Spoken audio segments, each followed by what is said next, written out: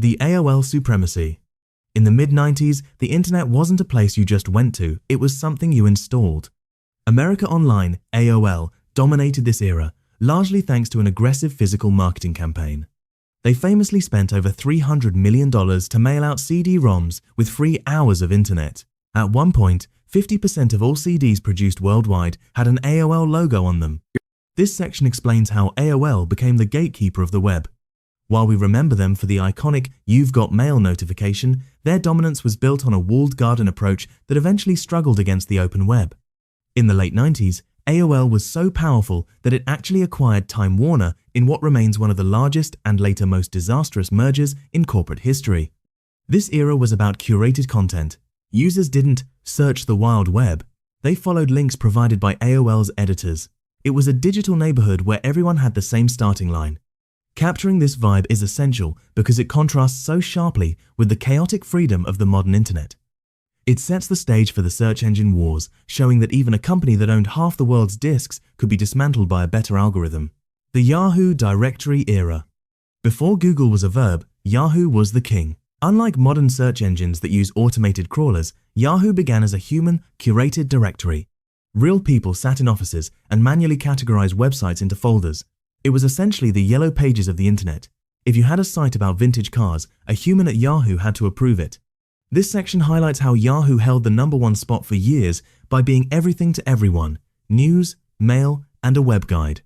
However, this human-centric model couldn't keep up with the explosive growth of the web. Yahoo actually had multiple chances to buy Google for a pittance, first for $1 million in 1998, then for $5 billion in 2022, but passed because they wanted users to stay on their portal rather than find what they needed and leave. This irony is a perfect hook for viewers. It shows how a titan's desire for dwell time blinded them to the efficiency of the search model. By 2000, Yahoo reached a staggering valuation of $128 billion, only to see it evaporate when the dot-com bubble burst.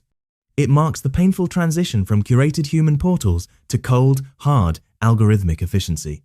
The rise of the algorithm. This period marks the moment Google began its vertical climb. Google's PageRank algorithm changed the game by treating links like votes of confidence, bringing order to the digital chaos.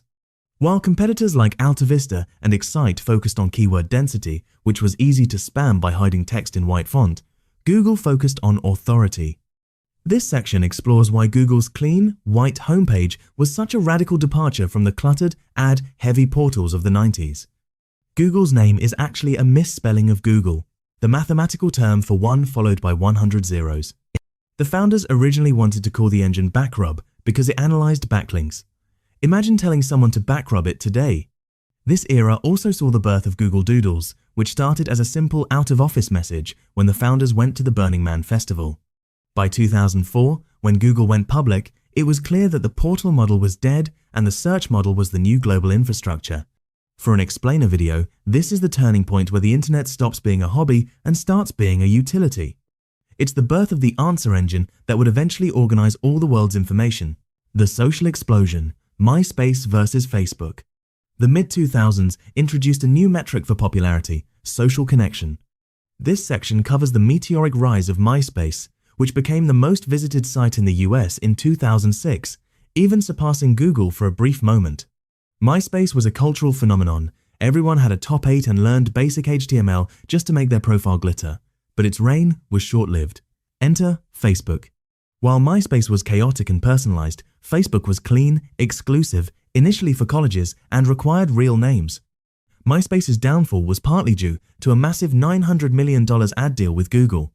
To meet the deal's requirements, MySpace had to clutter its site with so many ads that it became slow and unusable, driving users straight into the arms of a faster, ad-free at the time Facebook. This deal with the devil highlights how technical debt and monetization can kill a giant.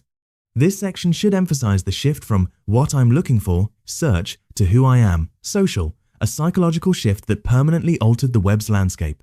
It was the end of digital anonymity and the beginning of the personal brand era we live in today. The video revolution and YouTube. In 2005, the first video, Me at the Zoo, was uploaded to a tiny site called YouTube. By 2006, Google bought it for $1.65 billion, a price many analysts at the time thought was insane for a site with no profit and huge legal risks. This section analyzes how YouTube climbed the charts to become the second most popular site on Earth. It wasn't just about watching, it was about the democratization of broadcast. YouTube was originally designed as a video dating site called Tune-In Hookup. When no one used it for dating, the founders opened it up to any video, and the rest is history. This transition is a masterclass in pivoting. The video should explain how high-speed broadband, shifting away from dial-up, was the silent hero that allowed YouTube to explode. Without the technical infrastructure to support video, the site would have failed. This era also saw the birth of the viral video, a new form of global currency that forced every other major website to integrate video or risk irrelevance. It turned ordinary people into global celebrities overnight, creating a new creator economy that simply didn't exist in the tech-based 90s. The mobile pivot and app integration. The launch of the iPhone in 2007 didn't just change phones, it changed how we access the web. By 2010, the desktop web was no longer the only game in town. This section explains how sites like Facebook and Google had to completely rebuild their architectures to survive the mobile revolution. Many sites that failed to adapt dropped off the chart entirely. In 2012, Facebook stock actually tanked after its IPO because investors were terrified the company couldn't make money on mobile. Mark Zuckerberg responded by famously declaring Facebook a mobile-first company, even banning employees from using desktops for certain tasks. This section should highlight the invisible internet, the APIs and apps that feed the web's traffic. While the chart shows websites, the reality was a shift toward platforms. The audience needs to understand that staying on the list required more than just a good site. It required becoming a permanent icon on a user's smartphone screen. This era solidified the attention economy, where the goal wasn't just to get a click, but to stay in the user's pocket all day. The global shift. International giants. As the internet reached the next billion users, the chart started to look different. This section looks at the rise of non-US titans like Baidu, China, and Yandex, Russia. For the first time, most popular didn't just mean most popular in America. These sites dominated their local markets through language-specific optimizations and government-backed firewalls that limited US competition. Baidu's name is inspired by a 13th century Chinese poem about a man searching for his soulmate in a crowd. It translates to hundreds of times, representing a persistent search for the ideal. This section provides a global perspective, showing that the internet isn't a single monolith, but a collection of regional powerhouses. It also touches on the Great Firewall of China, explaining how it allowed local companies to flourish without having to compete with Google or Facebook. For a watch-to-the-end explainer, this adds a layer of geopolitical intrigue that most viewers might not consider. It shows that the World Wide Web is often divided by language, culture, and law, making the race for the #1 spot a global battle for cultural influence. The modern monoliths and the AI horizon. The end of the dataset shows a stabilized top 3, Google, YouTube, and Facebook. The Wild West era of the 90s had been replaced by a digital oligarchy. This final section analyzes why it's so hard for new sites to break into the top tier today. It's no longer about having a better idea, it's about having the most data. By 2019, Google and Facebook accounted for nearly 60% of all digital ad spending globally. They didn't just own the sites, they owned the economy of the internet.